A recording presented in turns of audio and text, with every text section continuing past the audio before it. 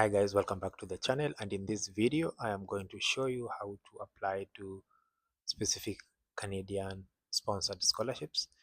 I'm going to show you the step by steps so that you can also follow and potentially submit an application, because these are fully funded short-term and also long-term scholarships. So let's dive in. The first place you need to go is Google. So in Google, what you'll search for is IRCC. Simple as that. So this is the Immigration, Refugees and Citizenship government portal. And from the first option, you select that. And as you can see, this government portal has so many other things. And this is where you also apply for your permit, your study permit, etc. But for this case, we are only interested to see or to check for scholarships that apply to you. So under the menu section, you scroll down. So you click menu here, click menu and scroll down up until you see money and finances. So in money and finances, you click that, and from the results that you'll get a host of results. Go to education funding, so click education funding, and you will see so many other things associated to scholarships, student line of credit, student loans, etc. But for our instance, I just want to show you how you can get scholarships that fit your profile. So if you're an undergraduate student, whether you're a graduate student, whether you want a doctoral position, etc. So this is the place to go. All scholarships are under this tab.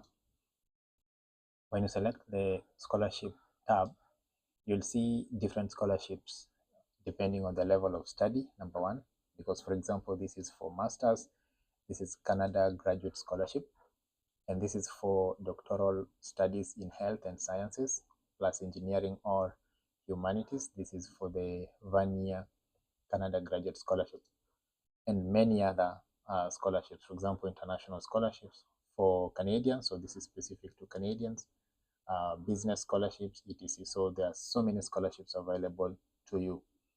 But I want to draw your attention to this portion, which is for international scholarships for non-Canadians, and I know that most of us will fit in these criteria. So you click on that, and from the results that you'll get, you see there are also quite a number of scholarships available to students who are not Canadians.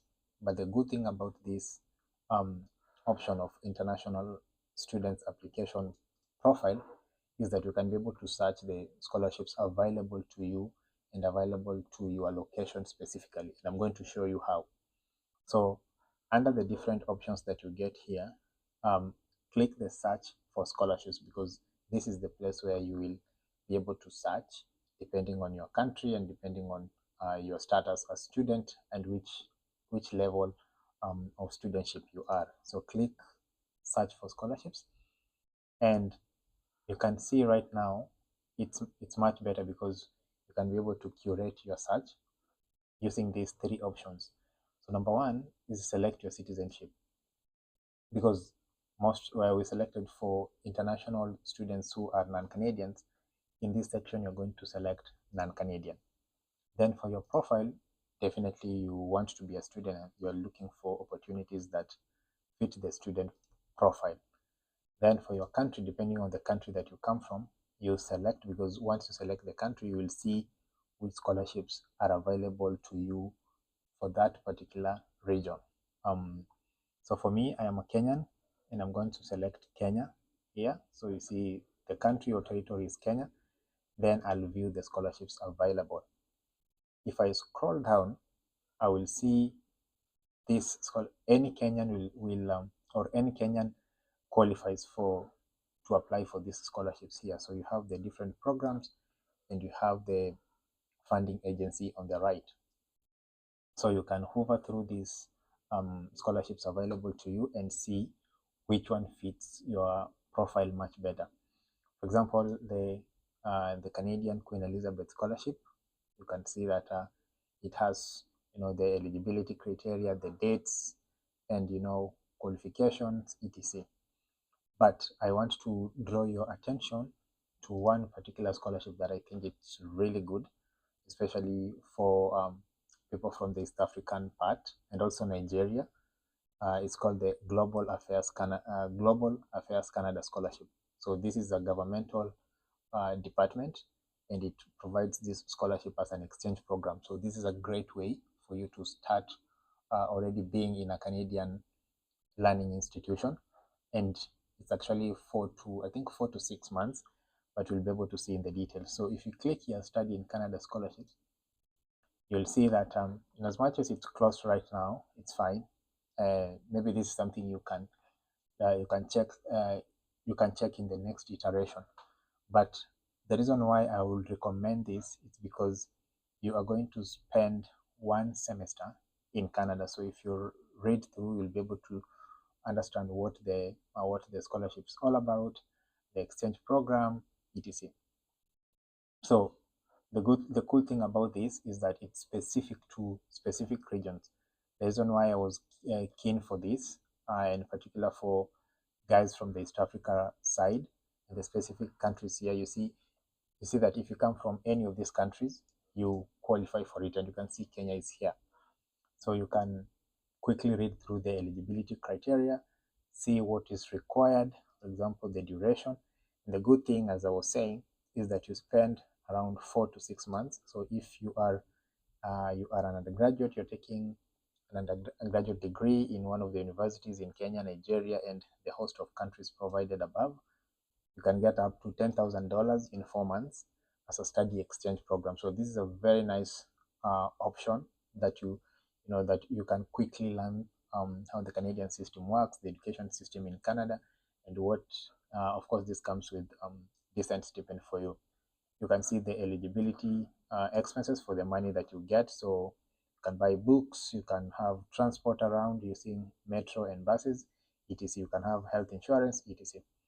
But the place I would want you to look keenly is the application process, because under the application process, this is where you get to learn what is required. So if you read through, you will get to understand the documents to submit, especially under the supporting documents. So you get proof of citizenship. Of course, if you have a passport, most people have a passport, or a national identification card with a photo and valid dates.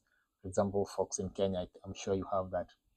Then you can see each and every requirement for this particular application.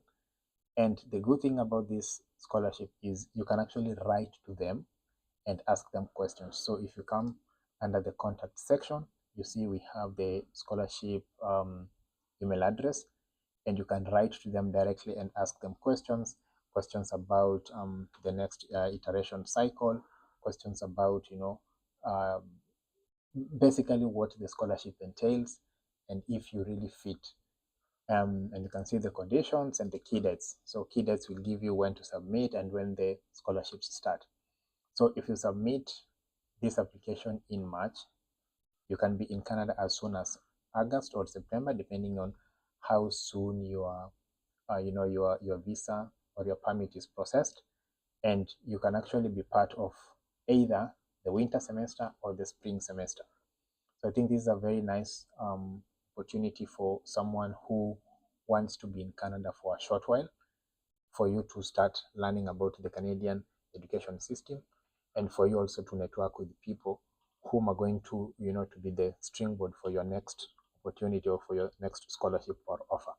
So I hope this gives you an idea of where to get these scholarships, and maybe you can go ahead and try. So I hope this is helpful. I hope you have gotten some insights on how to send in your application. And if so, give me a like and also follow me for more videos.